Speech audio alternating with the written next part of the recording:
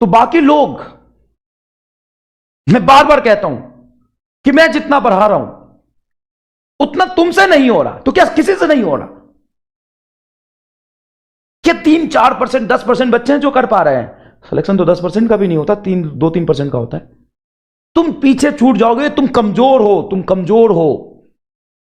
मतलब पहली बार ऐसा देखा है साहब बच्चे कि भाई उनका कंप्लेन ये है कि मास्टर इतना पढ़ा रहा है कि हम कर ही नहीं पा रहे हैं। और क्या मास्टर इररिलेवेंट पढ़ा रहा है? नहीं, मास्टर सारे रिलेवेंट पढ़ा रहे हैं।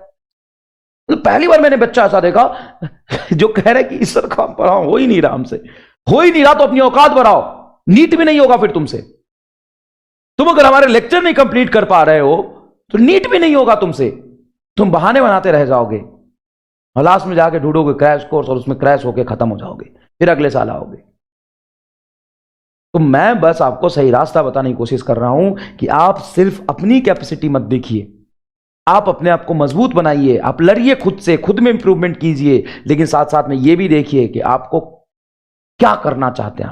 आप किस एग्जाम के लिए प्रिपरेशन करना चाहते हैं, उसमें कितने लोग बैठेंगे, क्या होगा उसमें। एक सही बात बताता हूं, मैं जब जयपुर में पढ़ाता था तो बच्चा 12th के बाद नया नया आता था, जैसे इसमें बहुत सारे 12th के बच्चों के, ध्यान सुनना, एकदम रिलेवेंट कहानी है।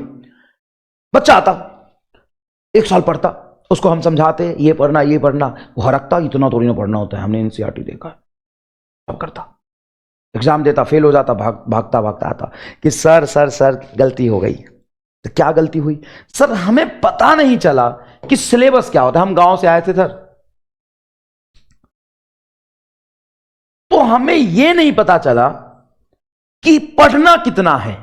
देखिएगा, ध्यान से सुनिएगा, हमें यह नहीं पता चला पढ़ना कितना है, हमें सर सिलेबस ही नहीं पता चल रहा था कि हमने बोर्ड में तो इतना पढ़ा था, अब आप इतना पढ़ा रहे, तो हम उसमें कंफ्यूज हो गए सर। लेकिन अब पता चल गया कि सिलेबस इतना है, नीट एग्जाम के लिए हमें अपनी कैपेसिटी बढ़ानी पड़ेगी। सर सिलेबस पता चल गया कि पढ़ना का, इस बार मैं 4 देगा अपन।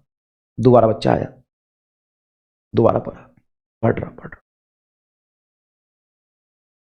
फिर फेल कर गया। आया कि सर पहली बार में तो पता चला सिलेबस क्या होता है, दूसरी बार में यह पता चला कि उस सिलेबस में रिलेवेंट चीजें क्या है, मतलब क्या इररिलेवेंट है, क्या रिलेवेंट है, सिलेबस में पढ़ना क्या क्या है ना, यह पता चल गया सर। अब तो 4 देंगे सर, कुछ डिस्काउंट दिलवा दो सर, तीसरा साल हो गया है, तो ड्रॉप हो गया। फिर आया, फिर पढ़ा साहब, फिर मेहनत किया, फिर कम पढ़ने की आदत, काम चोरी की आदत, फिर फेल कर गए, फिर आ गए सर गलती हो गई। इस बार क्या गलती हो गया भाई? सर पहले साल में तो सिलेबस पता चला कि सिलेबस क्या क्या है नीट का, कहां कहां तक हमें पढ़ना है। दूसरी बार यह पता चला कि सवाल कौन कौन से पूछे जाते हैं, कौन से टॉपिक से सवाल इंपॉर्टेंट होते हैं, रिलेवेंट चीजें क्या है, दूसरे साल में यह पता चला। अब तीसरे साल में हमें यह अब पता चला कि कॉम्पिटेटिव अप्रोच क्या होता है, उस सवाल को आसानी से कैसे सॉल्व करें, अपनी स्पीड को कैसे बढ़ाएं। पहले तो सर हमें लगता था कि नहीं ये सवाल है, ये बेसिक बेसिक तरीके कैलकुलेशन ऐसे पूरा करते हैं। अब हमें पता चला कि नहीं, हमें पढ़ना क्या है, सिलेबस क्या है, उस सिलेबस में क्वेश्चन कहां से आते हैं, और जो क्वेश्चन आते हैं उसको कॉम्पिटिटिव अप्रोच से कैसे सॉल्व करते हैं। अब हमें यह पता चल गया, अब तो हम 4 देंगे सर। और बच्चा अगर सच में जुझारू है और मेहनत करता है तो उसमें से कई बच्चे निकलते भी। तो what is the moral of the story? Moral of the story is कि भाई ये बोर्ड नहीं है, ये कंपटीशन है। कंपटीशन में बच्चा सिर्फ 3% पास होता है, 97% फेल होता है।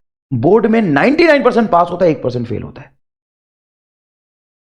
तो ये बहुत ही मेजर डिफरेंस है। आप आसान काम नहीं कर रहे हैं और हम ना आसान काम आपसे करवा रहे हैं। तो ना मेरा रास्ता आसान है, ना आपका रास्ता आसान है। ना हम बहुत कंफर्ट जोन में रह के काम करा सकते हैं, ना आप कंफर्ट जोन में रह के काम कर सकते हैं। आपको अपने कंफर्ट जोन की, अपनी कैपेबिलिटी से बाहर आनी पड़ेगी। आपको यह भी देखना पड़ेगा कि आप किस चीज की तैयारी कर रहे हैं। नीट होता क्या है भाई साहब? आधी जनता को पता ही नहीं कि नीट क्या होता है। उनको लगता है जैसे बोर्ड में पढ़ा था वैसे हम पढ़ लेंगे, कंसेप्ट पढ़ लेंगे, सवाल कर लेंगे, हो जाएगा नीट ना। तो नीट क्या होता है पहले यह पता करना पड़ेगा। उसके बाद आपको यह पता करना पड़ेगा कि साहब नीट में सवाल कहां से पूछे जाते हैं, उसका सिलेबस क्या है, उसमें सवाल आते कहां कहां से है ज्यादा, और उस सवाल जो आते हैं उसको फॉर्मूला के साथ साथ हम रफ्तार में कैसे अटेम्प्ट करेंगे, कॉम्पिटेटिव अप्रोच क्या होता है, कॉम्पिटेटिव टेम्परामेंट क्या होता है, वो हम डेवलप करेंगे, और तब जाके 10,000 सवाल सॉल्व करेंगे फिजिक्स में, तब जाके नहीं आ पा रही। तब आप इतने कैपेबल होंगे कि 16 लाख बच्चों को अपने से पीछे छोड़ सके।